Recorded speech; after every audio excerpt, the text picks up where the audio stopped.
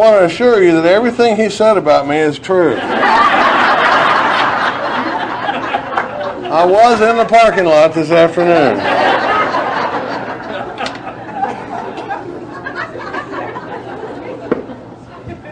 Is it okay if I raise this up, or you want to just...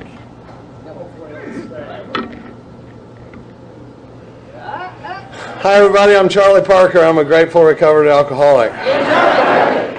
Wow, what an honor to be here. Kirk, nice job on how it works. I feel you. That's the only. I've been coming to this conference for a long time, and I took a few years off there for a while, but when I was hanging out in New York, but it's a real honor to get to talk somewhere that you've been coming so long. I mean, the whole time I've always been a big on conferences, and I always say that people don't go to conferences to get their court cards signed. You know, it's nothing against court cards, but you know, it's. I've always found it to be where people are drawn to the solution and drawn to the program, and you know, and here because they want to be and.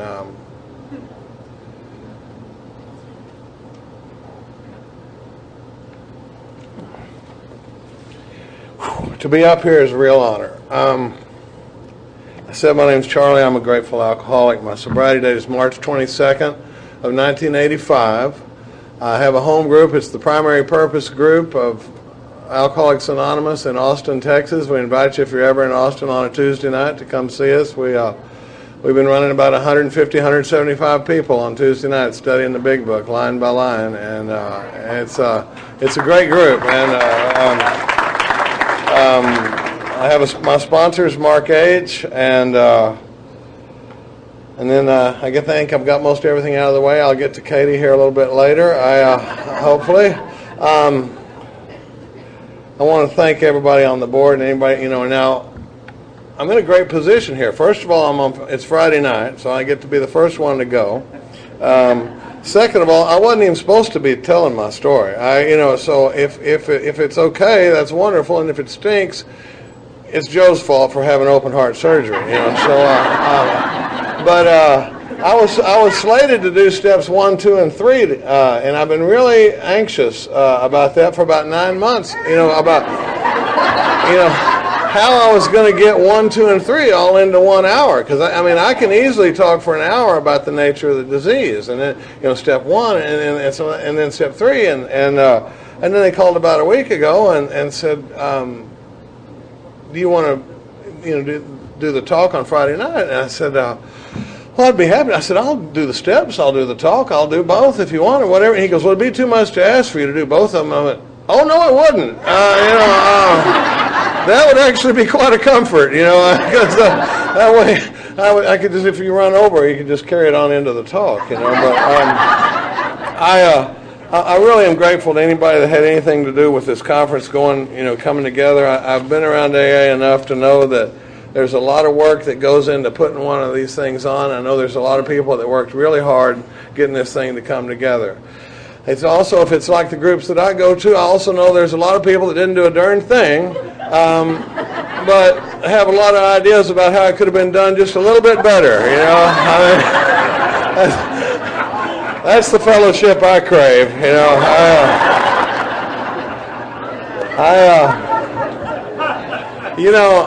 They said, tell your experience, strength, and hope. And, in the doctor's opinion, he says for a message to interest and hold an alcoholic, it has to have depth and weight, meaning that I can't just tell you a bunch of theory or stuff that I've studied out of the book. We're supposed to be coming out of our experience. And it reminds me of the guy that's driving down the road and he sees a sign for a talking dog for sale. And he goes up to the door and he knocks on the door and he says, you still have the talking dog? And the guy says, well, yeah, he's around back. And he walks around back and there's a dog laying there and he goes, so you can speak English? And the dog says, well, I certainly can. And he says, how did you pick that up? He said, well, when I was a pup, I started picking up on the English language, and I started developing some of the nuances later, and I got to tell you, I really had a fabulous life. Fabulous life. He said, I've been involved with the Drug Enforcement Administration for about 15 years, and I've been a part of ever taken place in the world, and I've probably been around the world 15 times, and what's even more interesting is that some of my pups are multilingual and have gotten into diplomacy and have been ambassador's post and stuff like that. He goes, it's been a tremendous life. And the guy, he says, well, it's been a real cool visiting with you. And he goes back around front where the guy's still up on the porch, and he says, how much do you want for a dog like that? And the guy goes, I don't know, what, $20? He goes, why would you sell a dog like that for $20? And the guy goes, none of that crap he told you is true.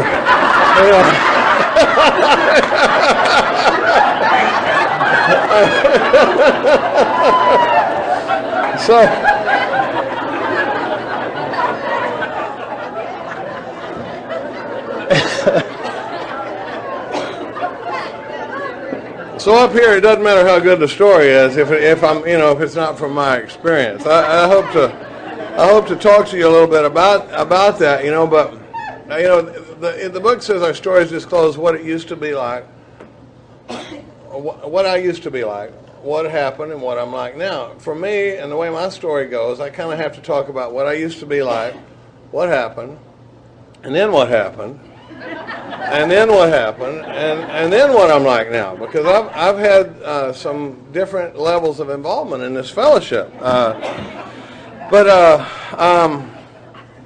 I guess let's just roll on into it. Let's see what time. I come from a pretty normal family. I grew up in Dallas, Texas during the baby boom. I was born in the mid-'50s, and there were 61 children on the block that I grew up on. So it really was the baby boom. And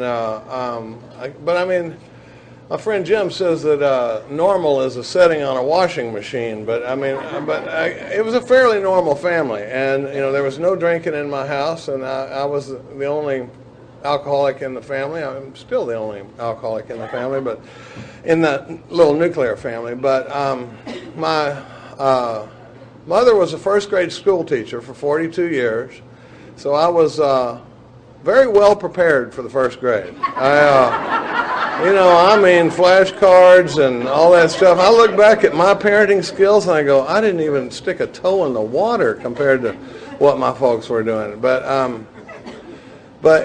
I held it together pretty good through, probably up to about the 5th grade. Anyway, I was rocking along pretty good. I don't know about anybody else. Did anybody else grow up under the burden of potential? Oh my God, the whole time is like, well, why can't you live up to your potential? Why can't you be more like like Charles Moliere across the street? And, it was up to your potential. And I remember thinking, I'm flattered by the statement, but I'm really not holding back that much.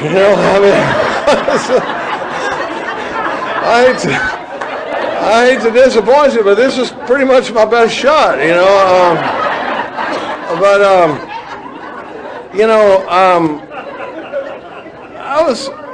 I was going along pretty good, and I was involved in all the sports and high academics and all that stuff. But to get to the drinking part, I didn't start drinking until I was 16 years old. And there was a time, it's funny because back then, that was kind of young to start drinking, 16, 9th grade. Now, it's not even young to stop, You got people picking up Desire chips at like 8, much love for the young people in AA. I'm not knocking anybody, but you look around. For me, it started at 16 years old, and I probably didn't need this fellowship until I was 17 years old. So I had a good year of controlled drinking there, and I don't have enough time to really talk a lot about my drinking, but I have to tell enough to qualify. So I like to try to weave it in, to what the book says about what's wrong with us. Because I spent years in the program of Alcoholics Anonymous saying my name's Charlie, I'm an alcoholic, and I didn't even know what it meant.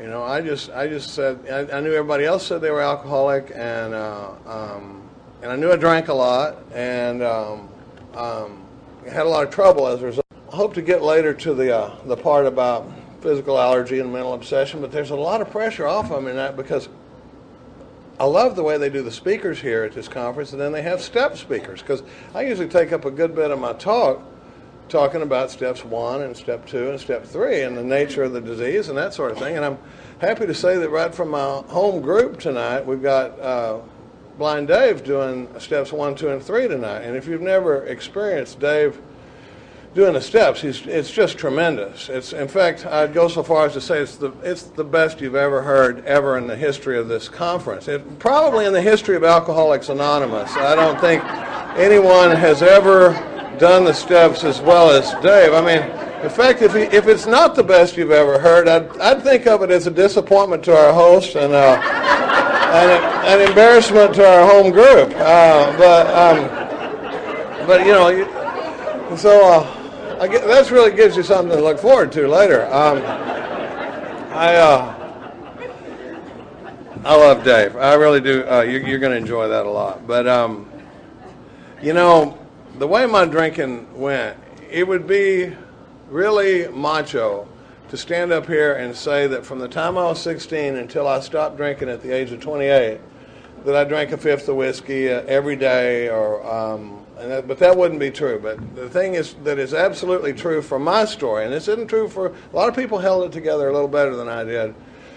But from the time I was 16 until the time I stopped, I can promise you with every fiber of my being that I never turned down the opportunity to get loaded one time under any circumstances for any reason. There was never one time where somebody said, "Hey, how about this?" and I'd say, "Oh no, I'm going to have to pass. It's my mother's birthday today, or I have to be somewhere in February, or never one time, never ever one time. It just never happened."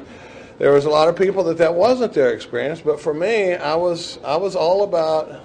From the first time I ever felt the buzz of alcohol, I remember thinking, we are going to do this a lot, and because it did something for me that I didn't even know needed to happen. But I'd been walking around with a black hole inside of me since elementary school, and something that made me feel different from everybody, that made me feel apart from everybody, made me feel like I had to outperform you in order to feel equal to you,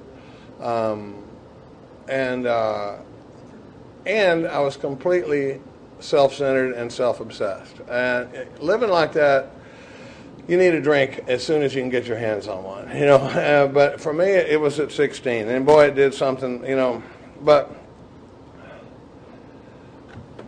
there were periods where it was kind of going all right, but then it started getting sloppy, and most of you have probably experienced that. I want to welcome, while I'm thinking about it, how many Al-Anons are here tonight?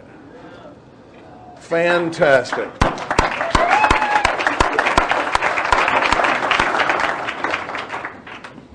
When I sobered up, it was really cute to tell jokes about Al-Anons, and I never thought that was funny. It never made sense to me, and it's not funny to me now. I mean, it's the only group of people that loves us, and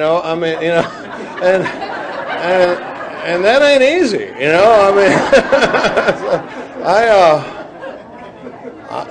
I've got an Al-Anon story, but I'll try to get to it later.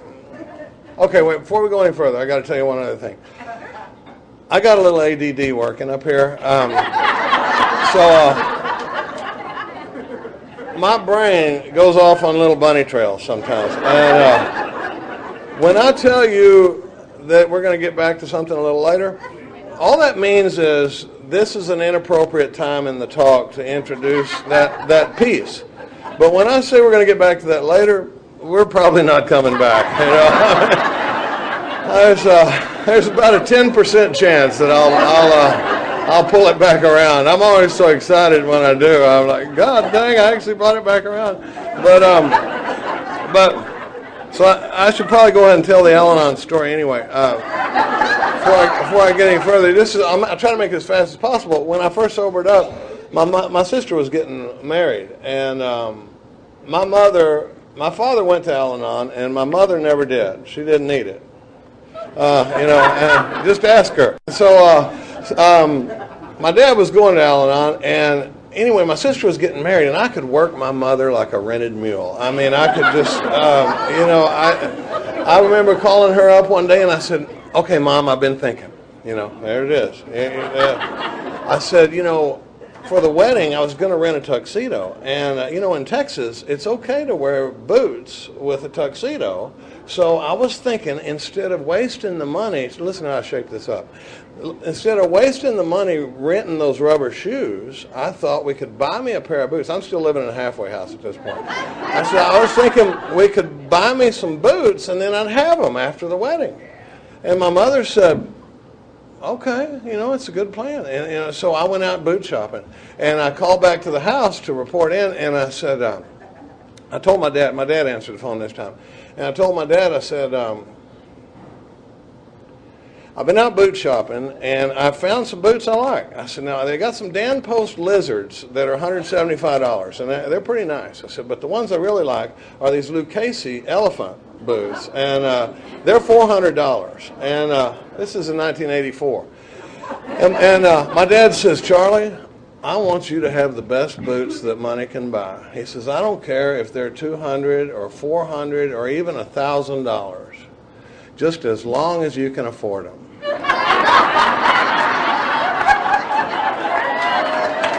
I have you guys to thank for that. Yeah, that's so there's some fine pictures at my sister's house of me wearing rubber shoes. That was my first experience with Al-Anon. And I love you guys. I'm glad you're here.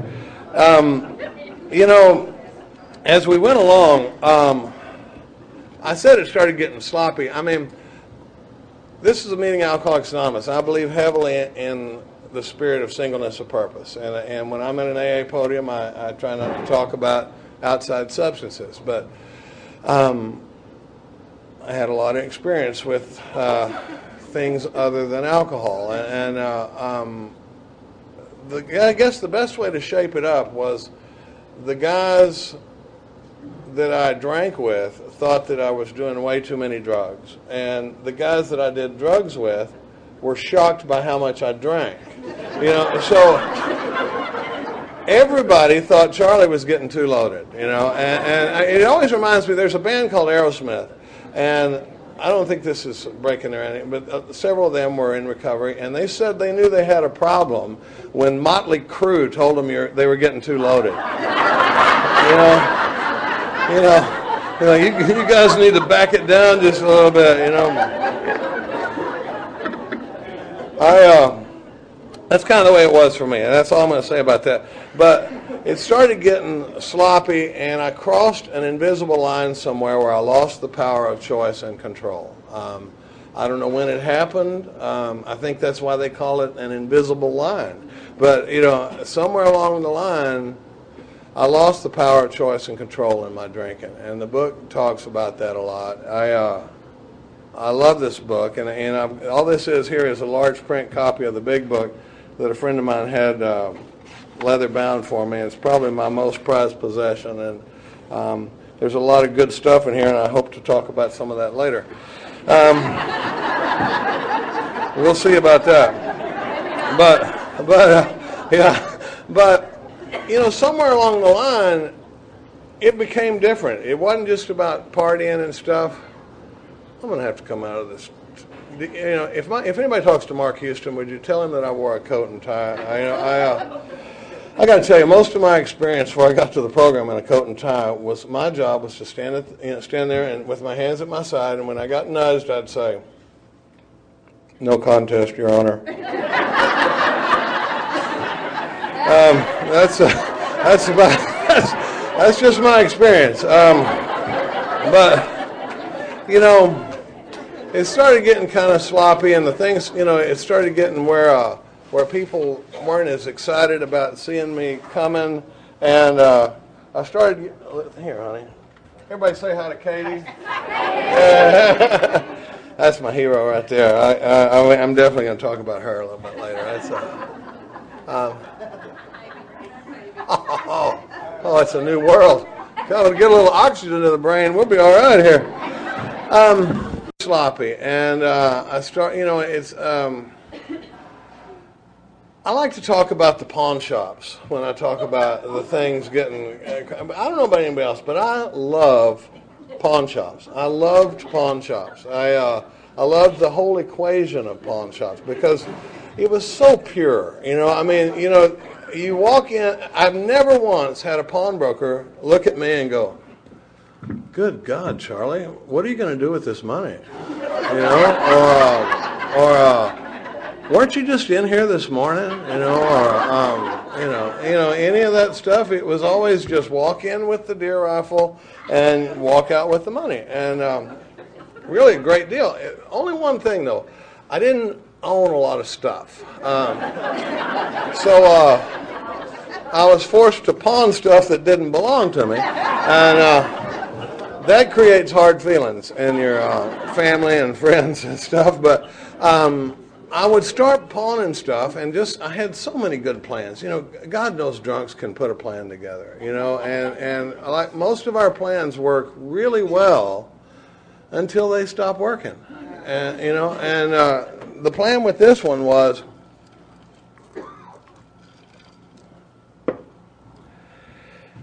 you pawn the stuff, you had 90 days to pick it up.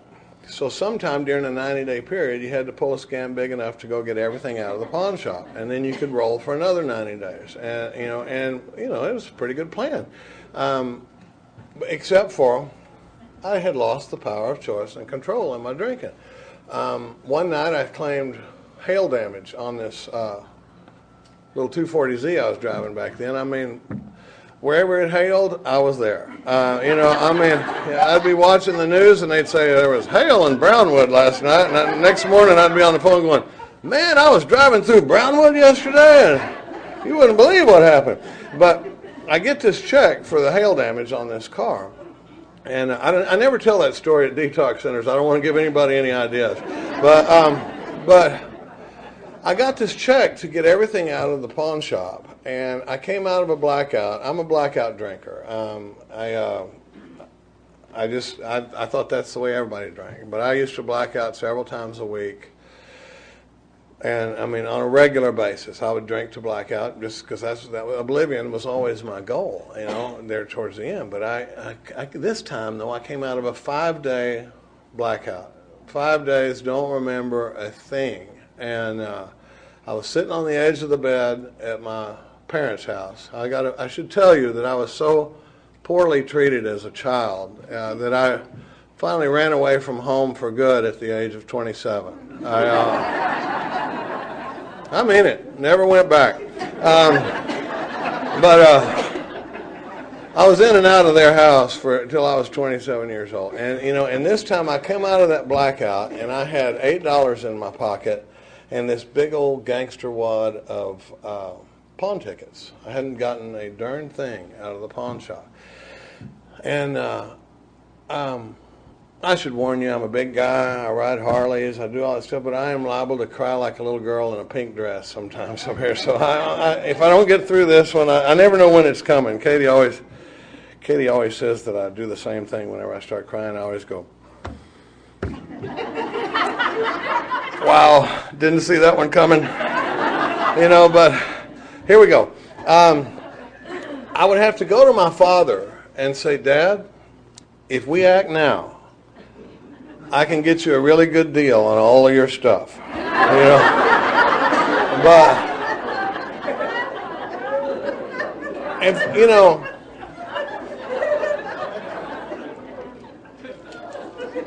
I say that like it's a joke. With Al-Anons in the room, I got to tell you that's the only way I can get through that without crying.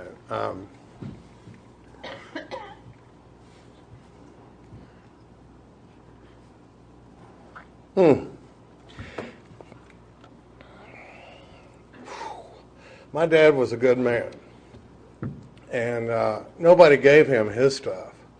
And here's his son out pawning it, and what we would have to do, and the reason I like to tell this story when we deal with the loss of choice and control, is because in Dallas, this was in Dallas, Texas. It's a big town. You don't just get in the car and go to the pawn shop. It was, okay, Dad, we got to go over here on East Grand and pick up your shotgun over on Buckner Boulevard. And the metal detectors are out on Beltline. And then we need to go over to Oak Cliff to pick up the sterling silver. And, and so it was all day in the car with me and my dad and all that shame.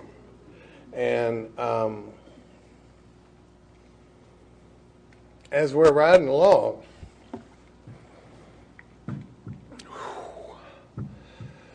I would say, Dad, I swear to God, I will never do this again. And if I was lying to that guy, I didn't know it, because I meant it with every fiber of my being. And that's what I'm talking about when I talk about the loss of the power of choice and control. I could not choose whether or not I was going to drink, and I couldn't control how much I was going to drink once I started drinking. And that's the nature of the disease of alcoholism. Dave will talk a lot more about the physical allergy coupled with the mental obsession, but it's those two working together that make me alcoholic, and that's the thing that baffles our family members and the people that love us, is that when I promise you that I'm never going to drink again, I might as well be promising you that I'm going to fly out across the parking lot, because I don't have the power to make good on that promise. I cannot manage the decision not to drink anymore. And I've proven that time and time again in my life. But all I can tell you is that people were tired of hearing about it. I knew I was alcoholic for a year and a half before I got here, and saying that I was alcoholic, people get really tired of hearing that you're alcoholic, I mean, I was like, well, I'm alcoholic, and I was fixing to go to treatment. Anybody else spend any time fixing to go to treatment? Man, I mean, next week is a good time to go to treatment. And when it would get really bad, sometimes, by God, I'm going tomorrow, I mean, well, probably tomorrow afternoon, but tomorrow for sure. And then, when today would come, it was never the day. It was never the day. Today was never the day to stop. And that went on for a good while. And during that time, it started getting sloppy. I got 100-mile-an-hour DWI, and I got one night, I was leaving a bar. I'd had 5 Long Island teas.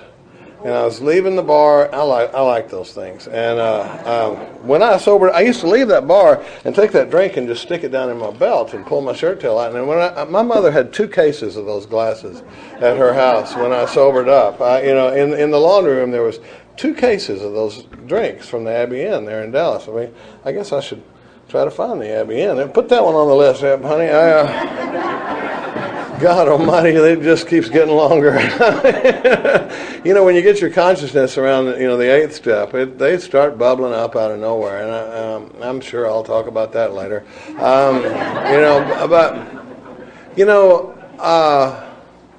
left this bar in a blackout, and I came out of the blackout. There'd been an impact, and I could see the fender of the car sticking up in the air, and it was real hazy, and a really hazy night, but I was still rolling, and I kept my foot on the gas, and made it down the block and around the corner, and for some reason my shoes were on the passenger side, but I grabbed my shoes, and I ran back to the bar to report the car stolen, and just a day in the life of Charlie Parker, and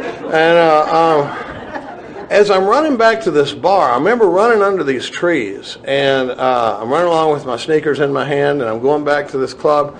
And as I passed the scene of the accident, I looked across the street, and I was pretty drunk, but I could make out that there were 2 police officers standing there with a flashlight, and you could see the twinkle of broken glass in the street. And I just remember as I ran by thinking, my God, they got here fast. And I ran back to the bar and I reported the car stolen. And then Katie says it's important for me to mention to you that this was my mother's car. I wrecked every car she ever owned. But the next morning the police called and they said, Mr. Parker, you're going to have to take a polygraph test to get your car back. And I said, well, why is that? They said it was involved in an accident before it was reported stolen. And I said, you're kidding. He said, no, they rammed into a parked police car. And I remember thinking, that explains how they got there so fast. But it all made sense then. But I guess, what I'm talking about is that it just really had started getting sloppy. And so I'd heard about AA, I'd heard about treatment. I really didn't hear anything about AA, I just heard about treatment. This maintenance man in my apartment kept talking about treatment. Treatment, you go to treatment, you want to go to treatment. And he never mentioned detox, he never mentioned Alcoholics Anonymous, he never mentioned anything but treatment. And so I went to treatment, finally. But I was fixing to go to treatment for about 9 months. But when I finally went, I don't know, was anybody else disappointed with our 12-step program? I mean, I figured we'd stop drinking about step 10 or 11, and you get here and they're talking about just bam, just stop drinking right off the bat. But I had this vision of treatment where somewhere between the jail and hospital, and I'd gone on with my last hot credit card and charged these purple pajamas and a matching Christian Dior robe and some little slippers, because I knew that in the hospital you spend a lot of time in the bed, and I had this idea that you were going to lay up in the bed and they were going to come in and treat you a little bit just treat you a little in the morning and then treat you a little in the afternoon. I didn't really understand why it was going to take 30 days, but I had time in my schedule for it, so away we went. I discovered Alcoholics Anonymous in that treatment center. I did not go to that treatment center to stop drinking. I went to that treatment center because I was in trouble, and I had felony charges stacking up, and I was starting to incur charges while I had pending charges, and it started getting sloppy, and at one point they were even talking about sending Mr. and Mrs. Parker's boy to the penitentiary, and I was like, wait, don't you know, but it started getting really ugly, and I got into AA, and this is where I talk about, that I like to talk about what happened, then what I was like, then what happened, and then what happened, because I kind of came into AA. I came into AA, and a lot of people in this room have come into AA during a period when there was an abundance of discussion meetings. I went almost strictly to discussion meetings, and we would kind of talk about AA, and you'd hear a lot of things that after a while, if you hear them a couple of times in AA, you think, well, they must be AA. I heard it in an Alcoholics Anonymous meeting a couple of times, but so I was just kind of piecing together AA from what I was hearing in the meetings, and then I had some big book experience, but I missed a big piece of the program. I missed a lot of it, and the biggest piece I missed of it was the selfishness piece. Not a small piece, but I missed it for a long time, and I don't think I'm the only one that it ever happened to, so that's why I like to talk about it sometimes, because what happened for me was I came in and they said, are you powerless over alcohol? And I said, yes. And they said, do you believe that a power greater than yourself could restore you to sanity? And we got past that one, and then they said, let's get down on our knees and do the third step prayer. We completely missed that piece of work in pages 60, 61, 62, and 63. Not really important pages unless you're interested in the root of our problem, the nature of our disease, and what's going to kill me and what made me need a drink so bad by the time I was 16 years old. It sounds crazy, but then I kind of just went along, and I'm now, this is an oversimplification. There was more stuff going on than just this, but to say that I was still living a life based on self is a little bit of an understatement. Katie can testify. I should say Katie and I were litter mates in this program. Katie, and I'm going to mention it while I'm thinking about it, honey. This coming Tuesday, Katie will celebrate 24 years of sobriety.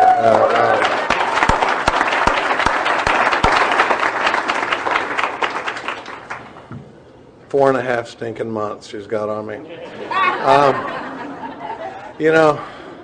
I've kept her sober a few times by telling her if she drank again, I'd sponsor her when she comes back. But But we sobered up together. We were litter mates, and I'll try to get basically. She was married the whole 20 years that we were best friends. I mean, and to say that we were best friends, I mean like brother and sister. There was never any kind of innuendo or flirtation, or she wouldn't stand for it. And and she was married the entire time, and then her husband passed away about 5 years ago, and then I had been through a series of marriages, and not one that she ever approved of, and then we've been a couple for, I don't know, almost 5 years, and then we got engaged to be married in June. So it's been a big year for us. I'm going to get back to some of that a little. I'm going to try really hard, honey. But I went through this period of AA, and I don't know how to describe it really. I was going to a lot of meetings. I was hanging out with AA guys. I had AA roommates. I worked with AA co-workers. I dated AA women. I went to AA barbecues. I went to AA dances. It was a whole lot of the fellowship of Alcoholics Anonymous. And don't get me wrong, I love the fellowship of Alcoholics Anonymous. I really do. I love the meetings. But it's been my experience that it doesn't treat alcoholism. Am I saying don't go to AA meetings? Absolutely not. But if you've got it the way I've got it, for a chronic alcoholic, just going to AA meetings will not get the job done. For me, it'll keep me sober right up until I go absolutely nuts. And I've had some experience with that in sobriety. But what happened for me was I've had 2 or 3 bottoms in sobriety. One was at 4.5 years, one was at 7 years, and then I had my biggest spiritual awakening when I'd been sober for 17 years. But there was so much self-will going on during some of those earlier periods, and I didn't even know it. And and what happens for a guy, I like to talk about this because I really feel like in the rooms there's plenty of message of the hope of recovery for the new man in AA. I think we hear plenty of that. But I like to talk sometimes to the people that have been in the room for 3 years, 5 years, 12 years, 15 years, and you're not feeling like you're experiencing what you hear some people talk about. And I'm here to tell you that it's still available. And it's available as the result of the work out of the Big Book Alcoholics Anonymous with somebody who's done the work out of the Big Book of Alcoholics Anonymous. I got to that the hard way, though, because what happened with me was I had a flat period in my sobriety where I kind of, I can tell you exactly what happened. I was running on self-will. I kept running, and to say that I was a little self-centered, when you start working with self-centeredness, the first place it becomes obvious is in other people, but I mean, I'm blind to it in myself. That's why I have a sponsor. But oh my God, I told a story about Katie's son one time about this, just an extreme example of self-centeredness, and she said, that didn't in any way remind you of the red pickup truck story? I said, no, it didn't. I prefer not to tell the red pickup truck story. It was where Katie's husband was going in to have surgery for a brain tumor the next morning, and I had gotten a new pickup truck that day, and I insisted that Katie come down from the hospital room to look at my new pickup truck when her husband is preparing to go into surgery. That's the level of self-centeredness that I was carrying around in sobriety. That is not something I'm proud of, but that was the amount of self-centeredness that I was carrying. My default setting, my default reaction is based in self every time, and it's better than it's ever been. But my God, did I create some wreckage in recovery doing that? Well, at about 7 years, I hit the wall again. I was busted up another marriage. And I felt like I'd been going to your stupid meetings. I'm making the coffee. I'm doing this stuff, and I'm getting knocked to the mat every time I step into the ring. And because I back-to-back failed marriages, and looking back on it, and this is very much a looking back program. Any clarity that I talked to you about tonight has come from looking back. I had no awareness on any of this when it was happening. But what happened was, when I look back on it, was I hit the wall with self-will. But I didn't recognize it as the failure of self-will. I looked at it as the failure of AA. You know what? I've tried it your way, and I'm sick of it. I'm getting knocked to the mat every time I step into the ring. I'm going to get some stuff going my way. And what happened was I hit the wall with self-will, and instead of turning to the power and turning to God and seeing it as the failure of self-will, I turned more into self-will. Does that make sense? So now I'm operating completely on self-will, and what happens is we start leaking in little bits of dishonesty. We start having some little justified resentments. Anybody ever had any of those? The ones where, and what starts happening is when I get in crisis, I didn't know it, but what was happening was God's will had started dropping down like this, and self-will climbs up like that. All of a sudden, God consciousness is completely off the table, not factoring into my decisions or the way I live my life in any way. I'm running completely on self-will, and I don't even know it. And what happened then, was I rode that progress, not perfection train for a long time. And if I'm not, because if I'm not careful, I can be the guy that's saying, I left the house, I screamed at my wife this morning, I slapped one of the kids on the way out the door, I kicked the dog, I goofed off at work, left work 2 hours early, looked at 2 hours of internet porn, gambled for an hour and a half on the way home, but that's okay because I didn't drink today and that makes me a winner. And you're like, no, that kind of makes you a jerk, but that's the way, because I was living a program based on abstinence from alcohol. I didn't understand the root of the problem as selfishness and self-centeredness. I didn't know that self-will was what killed me, so I thought as long as I didn't drink, I got an A. Well, how are we doing for time? I was in a plane crash in 2003. I was in a marriage where I commuted between Austin and New York City for it was about a 12-year relationship, and we had it looked real good from the outside. We had a penthouse apartment in Manhattan, we had a beach house in the Hamptons, a lot of stuff going on, and one time we chartered a plane to fly us from the Hamptons back into the city and to go to dinner that night. And I'd known people that had been flying back and forth to the Hamptons for 20 years, and this was the first time I ever chartered a plane. And we get out over the Peconic Bay, and I'm in the co-pilot seat. It's a little six-seater. They came on and they said, it felt like somebody turned the key off. We're going along and just, and all of a sudden we're in a glider. And this is my only airplane story, guys. So I'm the only non-fighter pilot that's speaking this weekend. So this is my best shot.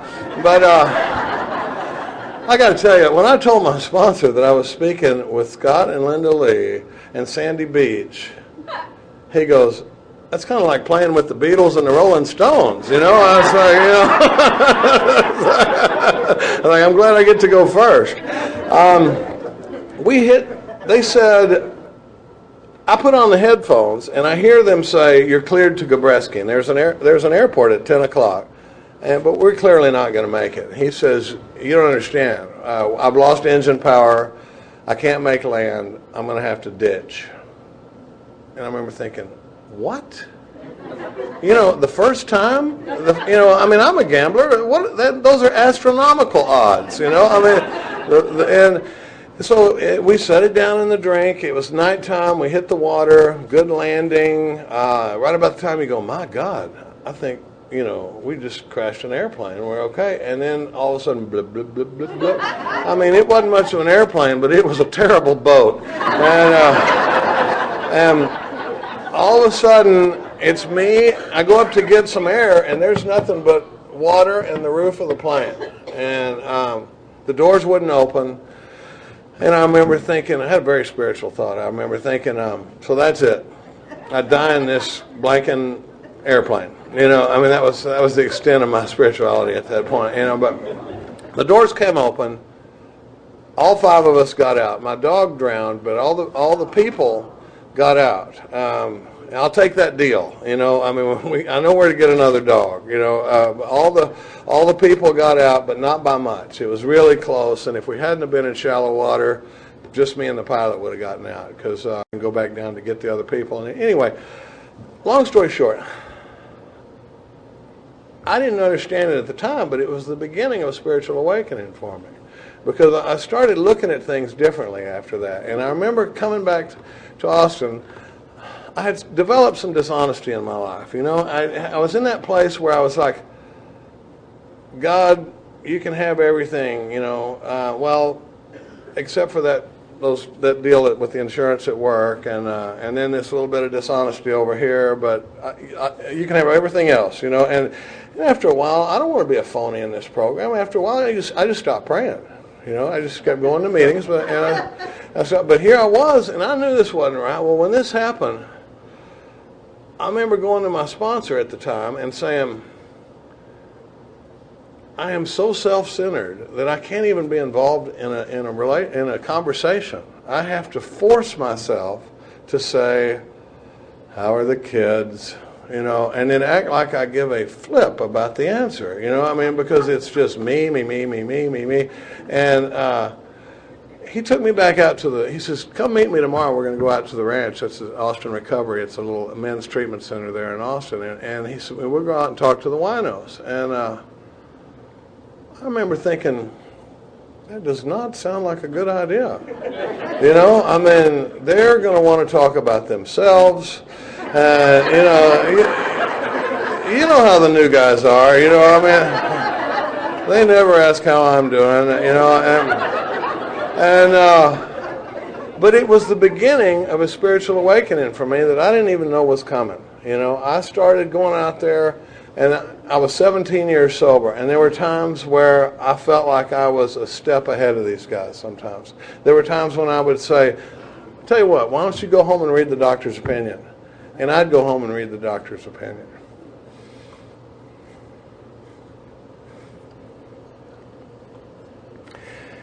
I didn't know how to put a guy through the work. It'd been a while since I'd gone through the work with somebody. I knew how to be your life coach. I knew how to tell you, you know, which is a bunch of crap. But if a new guy came to me and said, well, can you put me through the steps, I would have been awkward about it. I was awkward about it. And I had to start studying the work myself. And that's why I wound up going to some guys in Dallas. I started getting hooked up with some of these guys in Dallas that are big book thumpers. And I remember going to him and saying, look, I want to go through the work for me. I'm not going through the work to become a better sponsor. I didn't know that that's the part of the deal, is that, you know, when we're sponsoring guys, we're just trying to build more sponsors out there. But I went through the work for me, and I'll never forget some of the stuff I started seeing in there. The pieces, Katie is very generous with her opinion, I should say, and I've had the benefit of a lot of input from her, and I started seeing stuff in the book, like in step 3, where it says the first requirement is that we be convinced that any life run on self can hardly be a success. I'm like, what? Not only was I not convinced of that statement, it never touched me. I never had it. I mean, just right over my head. And then as I started studying the book, and going through it with a big book sponsor and some of these big book guys that I was hanging out with, and I remember telling Katie one time, I said, "My God, Katie's self is all over this book." You know, I mean, and she goes, "You really never saw that?" And I said, "No." And she goes, "That's some pretty basic stuff, Charlie." And I was like, I missed it, you know. And you know, when you're living a life that is based on abstinence, a program that's based on abstinence from alcohol, there are some shocking lines in the book. You know, there's one on page 19 that blew my mind. Listen to this. We feel that elimination of our drinking is but a beginning. A much more important demonstration of our principles lies before us in our respective homes, occupations, and affairs. I remember reading that one time and going, how can it be a much more important demonstration of our principles than not drinking? You know, I started working this program at a whole nother level. And, it's funny because I'm going to try to draw this to a close, but there was a level of AA that I didn't even know was there. I had been sitting in those meetings, and it reminded me, I went to the Cowboy game the other day. I got invited to sit up in the skybox. And I didn't know whether to be excited about sitting in the skybox or be pissed off about sitting in the cheap seats for 20 years. But there's a level of game watching going on that I didn't even know was happening. These guys are up there with waiters, and, it was pretty cool. But the thing about it was, the reason I say that is because if you had come to me when I had 17 years of sobriety and said, Charlie, what's going to change your life and what is going to set you on fire is the program of Alcoholics Anonymous right out of this big book, I would have thought you were full of bull, because I would have said, I've been in AA for 17 years. I know what this program offers me.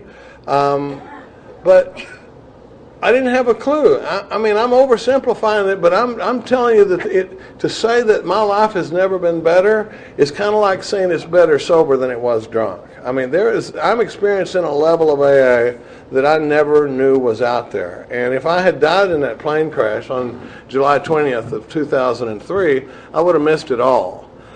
I was sitting there living in untreated alcoholism. And, my experience has been that anything that I use to try to treat the spiritual malady in sobriety causes the need for another 12-step program. It's like that's why they got Gamblers Anonymous and Overeaters Anonymous. I'm obviously kicking ass at that one, but but I'm down to one. You have no idea how much growth that is, because.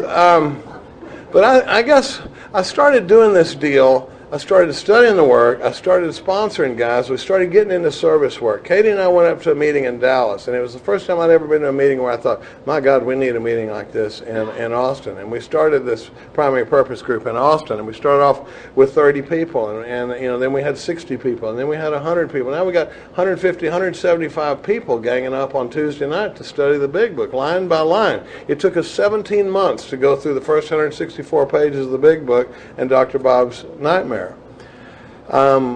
I see new stuff in there all the time, and I see the ripple effect of people getting in there, getting clarity out on the message the way it's laid out in the book, and getting out and carrying that message to the new guy out there. That's what our primary purpose was. But I wasn't doing it. I was a selfish, self-centered prick, and I had come into AA, gotten enough out of it to get me going, and then it's back to living this good life. And I let the good things of Alcoholics Anonymous, the things that Alcoholics Anonymous gave me, pull me away from the program of Alcoholics Anonymous. Katie and I are up to our ears in service work, and I have never been happier. The conversations that we have around the house about the principles of this program and the way this book.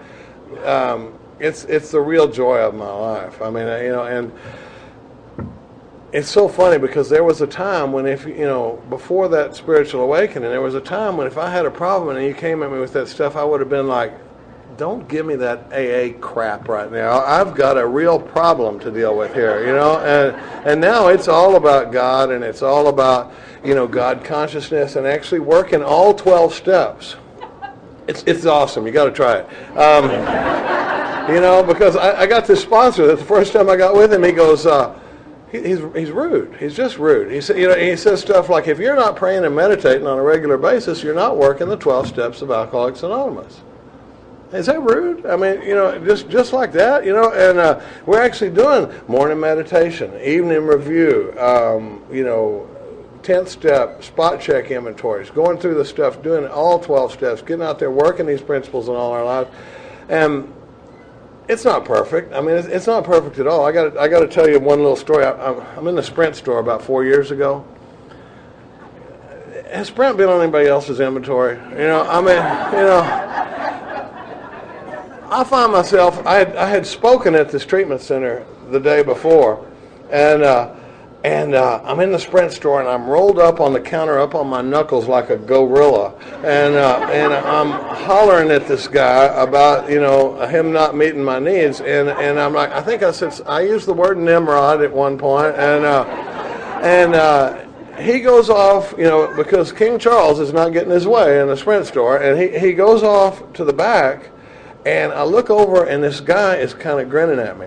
And I go, man, they get me a little worked up in here. And he goes, did you see me get my 90-day chip last night?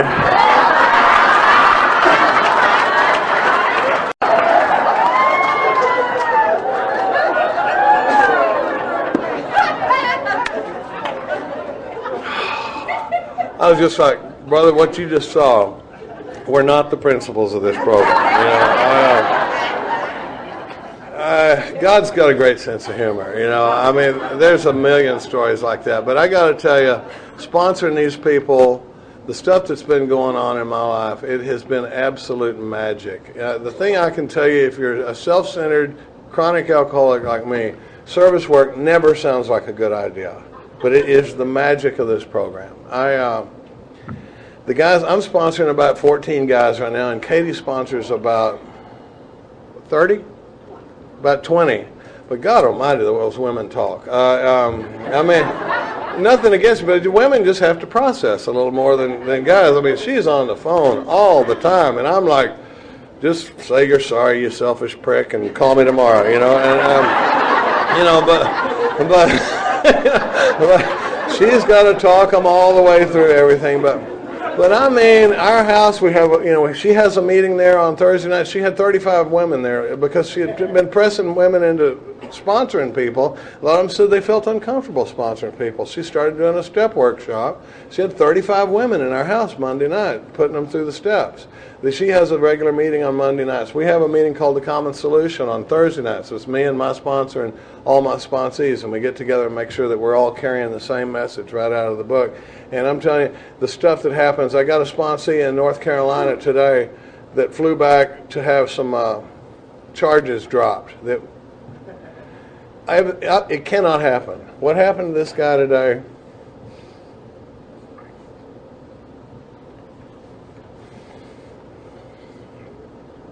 It can't happen unless God's involved. I mean, you watch this stuff happen over and over again. When God gets involved, stuff starts happening. And, and I tell these guys over and over, it is unbelievable. I had one sponsee that I met. I got to tell the story about Jamie, and then I'll get down. I'm out at the ranch one day, this treatment center, and I see this guy coming towards me. And I remember thinking, oh, please, God, don't ask me to sponsor you. He's got dreadlocks out to here. He's got ink all over him. He's got a ring in his nose. He's got, and sure as heck, he comes up and, hey, what's up? And I love this guy. I mean, this guy is beautiful. He has turned into one of my best soldiers. And you talk about a guy that is carrying the message of this program. And here a couple of months ago, he flew up to, he was in the amends part of his program and working 10 and 11 real hard. And he flew up to New Jersey to turn himself in on some criminal charges that have been pending since 1991. And to watch this guy go from the hopeless, drug-addicted, chronic alcoholic that he was when I met him, to being standing before a judge and telling me on his way up there that the only way I'll go to jail is if there's somebody in that jail.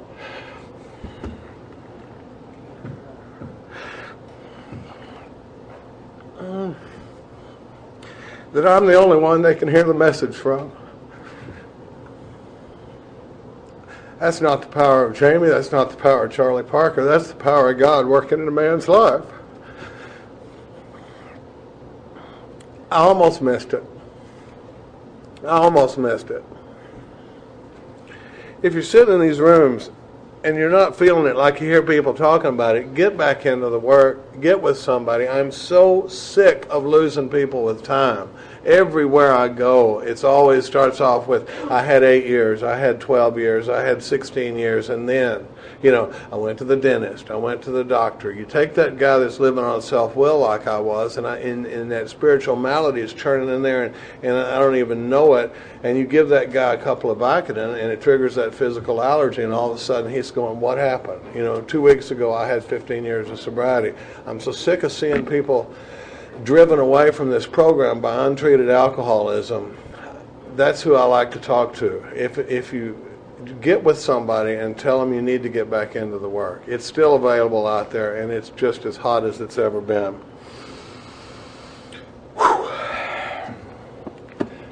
There's that little girl in the pink dress. I'm going to read something from page 100 of our big book.